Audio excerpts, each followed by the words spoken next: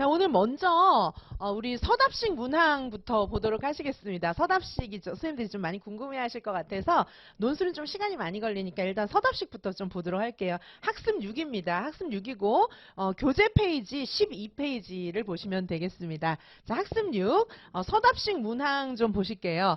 자, 서답식 문항에 이제 답을 쓰시기 위해서 선생님들께서 지금 이제 그 2019 개정 누리과정 문제를 제가 1번에서 다루고 있는데요. 1번에 이제 문제가 총 이렇게 세 문제로 구성이 돼요. 그래서 실제로 이런 식으로 구성이 됩니다. 이 문제는 이제 제가 만든 문제예요.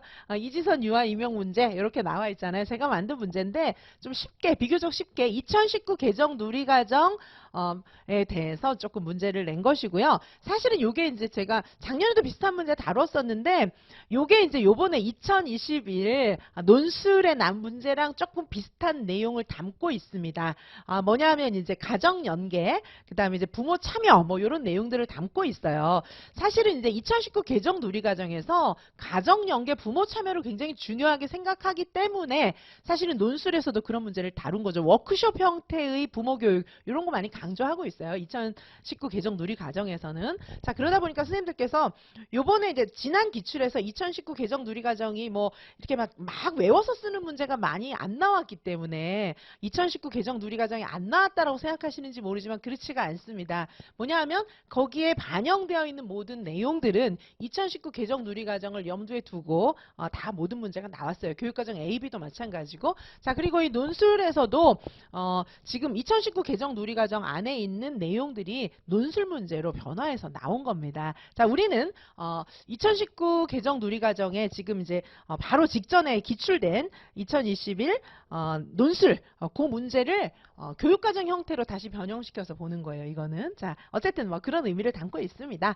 자, 그래서 이 문제를 보시고 선생님들께서 답을 쓰셔야 되는데 답을 쓰실 때 이제 유의사항을 조금 말씀을 드리자면은 사실은 이 문제대로 이제 잘 읽는 게 필요해요. 그래서 서술형, 서답형 문제를 잘 답을 쓰시기 위해서는 첫 번째 어떻게 생각하셔야 되냐면 문제를 잘 읽으셔야 돼요. 문제를 굉장히 잘 읽어야 돼요. 문제를 잘 읽기. 자, 이제 문제를 잘 읽기라는 게 어떤 것인지 잘 모르실 수도 있지만 일단 문제를 잘 읽으셔야 돼요. 자, 문제를 잘 읽고 그 다음에 두 번째는 어떻게 하셔야 되냐면 제가 좀 이따 문제를 어떻게 잘 읽는지 보여드릴게요. 자, 그 다음에 두 번째는 문제를 잘 읽었으면 이제 쓸 내용을 확인하셔야 됩니다. 쓸 내용을 확인해서 쓸 내용대로 답을 딱 쓰셔야 돼요. 자, 문제를 잘 읽어야 쓸 내용이 정확하게 확인이 되겠죠. 쓸 내용을 확인하시고. 자, 그 다음에 이제 세 번째는 어떻게 하셔야 되냐 하면은 반드시 써야 될 내용에 문제를 읽으면서도 그렇고 쓸 내용을 확인하실 때도 그렇고 꼭 필요한 부분에다가 밑줄을 꼭 그어주시기 바랍니다. 저는 요거 추천드립니다. 밑줄을 그으면서 이제 어떻게 쓸지를 딱 생각을 하시고 그 다음에 네 번째 답 쓸 때 어떻게 쓰셔야 되냐면 수험생 유의사항도 나중에 읽어보겠지만 수험생 유의사항에도 나와 있어요. 어떻게 하셔야 되냐면 문제에 나와 있는 기호 문제에 나와 있는 기호를 그대로 쓰셔야 돼요. 기호 등을 그대로 쓰고 문제에 나와 있는 기호를 그대로 쓰라는 거예요. 예를 들면 이 문제는 어떻게 써야 됩니까? 아까 이제 1번 답안지가 있었잖아요. 1번 답안지가 있으면 요 1번에 1번 답을 쓸 때는 어떻게 써야 돼요? 기호를 어떻게 쓰셔야 됩니까? 1 이렇게 하고 쓰라는 얘기입니다. 1 이렇게 하고 지금은 뭐 문제가 단순하게 반괄호 1, 반괄호 2 이렇게 나와 있는데 여기 1번 문제 이렇게 써 있거든요. 답안지에. 답안지 양식에 자 1번 뭐 이렇게 써 있단 말이죠. 1번 이렇게 써 있으면 1번에 1번 답이다. 이렇게 쓰셔야 되는 거예요. 1번에 1번 답이고 자 여기는 이제 보시면은 자 쓸 내용을 확인하고 문제를 잘 읽으라 그랬는데 어떻게 되어 있냐면 김교사의 대화 내용이 2019 개정 누리과정의 편성 운영 항목의 어느 항목에 해당하는지 이걸 쓰라고 돼 있잖아요. 자, 문제가 지금 쓸 게 두 가지예요. 여기 예를 들면 뭐 1번, 2번 이렇게는 안 돼 있어요. 이렇게는 안 돼 있지만 1번, 2번 이렇게는 안 돼 있지만 마치 1번, 2번 이렇게 돼 있는 것처럼 문제가 두 개예요. 자, 그래서 보시면은 2019 개정 누리과정 편성 운영이 어느 항목에 해당하는지를 기술하고 요거 기술하셔야 돼요. 그러면 답에다가 어떻게 쓰셔야 되겠어요? 편성 운영 항목 중에서 어느 항목이다. 이렇게 쓰셔야 되겠죠. 요거 하나 써야 되는 거예요. 그 다음에 두 번째는 어떻게 되는 겁니까? 그 내용을 설명하시오. 두 개예요. 그래서 편성 운영 항목 중에서 어느 항목에 해당하는지를 쓰셔야 돼요. 어떤 편성 운영을 외우고 계셨다가 어느 항목인지 딱 쓰셔야 되고, 요게 무슨 뜻인지 그 내용을 여기다 내용 설명을 같이 이렇게 하셔야 되는 거예요. 자, 근데 여기다가 수험생 유의사항에 보면 기호를 문제에 있는 그대로 쓰라고 돼 있거든요. 근데 내가 생각해 보니까 어느 항목에 해당하는지 한 문제, 그 다음에 그 내용 두 문제야. 이러면서 여기다가 1번, 뭐 2번 이렇게 쓰면 될까요? 안 될까요? 수험생 유의사항에는 이렇게 하라는 얘기가 없어요. 그냥 문제에 있는 그대로 쓰라고 되어 있기 때문에 가능하면 이거 쓰지 마십시오. 이렇게 마음대로 번호 만드는 거 쓰지 마세요. 문제에 있는 번호 그대로, 문제에 있는 기호 그대로 쓰시기 바랍니다. 자, 그래서 문제를 잘 읽으시면 지금 이 한 문제 안에는 답을 두 개 써야 되는 거예요. 답을 두 개 써야 되는데 어떻게 두 개 써야 되는 거냐 하면 편성 운영의 어느 항목에 해당하는지를 쓰셔야 돼요. 그쵸? 어느 항목이다 쓰시고 그 다음에 이 항목의 내용을 설명하셔야 됩니다. 이렇게 해야 점수를 받으실 수 있는 거예요. 정확하게 문제를 잘 읽으시고 쓸 내용을 확인하시고 쓰라는 대로 쓰셔야 돼요. 밑줄을 그으라는 것은 저처럼 밑줄 저렇게 그으라는 겁니다. 문제가 두 개네. 쭉 긋고 이렇게 하고 또 쭉 긋고 이렇게 하고 문제가 두 개구나. 이렇게 생각하시고 묻는 거를 정확하게 쓰십시오. 묻는 걸 정확하게. 예를 들면 이렇게 물었는데 이걸 막 빼실 수도 있어요. 그냥 이 안에 막 같이 녹여 넣어가지고 막 이렇게. 그렇게 하지 마시고 저기서 어느 항목에 해당하는지 기술하라 했으면 어느 항목인지 딱 쓰시라는 겁니다. 이렇게 쓰시고 그 다음에 여기다가 이제 그 다음에 내용을 기술하라고 했으면 정말 내용도 쓰셔야 하는 거예요. 이렇게 쓰시길 바라겠습니다. 자, 그 다음에 지금 제가 이제 유의사항 답안 쓸 때 서답식 답안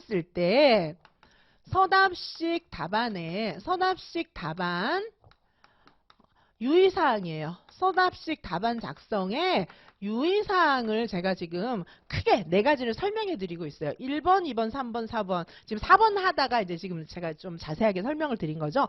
기호 등을 그대로 쓰고 그 다음에 뭡니까? 정확하게 쓰셔야 됩니다. 내용을 정확하게 쓰셔야 돼요. 내용을 정확하게 쓸 것. 요걸 명심해 주시기 바라겠습니다.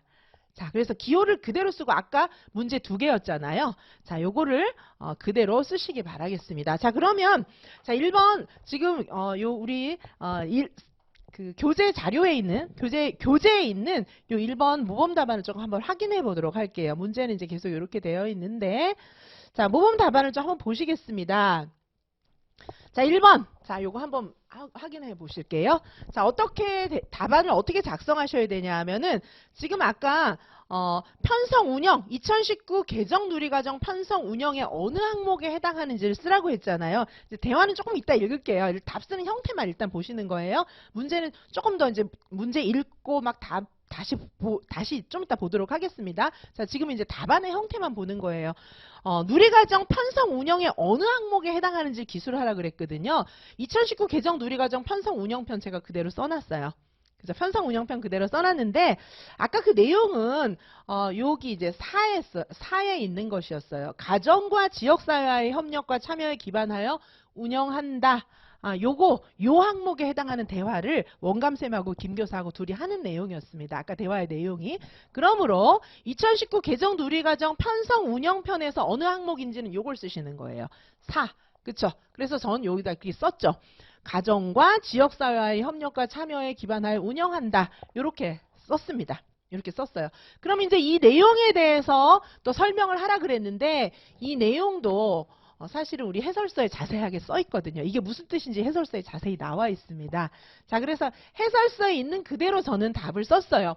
교육과정의 주체는 유아를 둘러싼 기관, 가정, 지역사회 모두이기 때문에 상호 연계 협력하도록 해야 하고 그 다음에 학부모가 유아의 놀 권리, 놀이의 가치, 놀이를 통한 배움 이런 것들을 이해하고 소통하고 협력해야 한다. 저는 이렇게 썼습니다.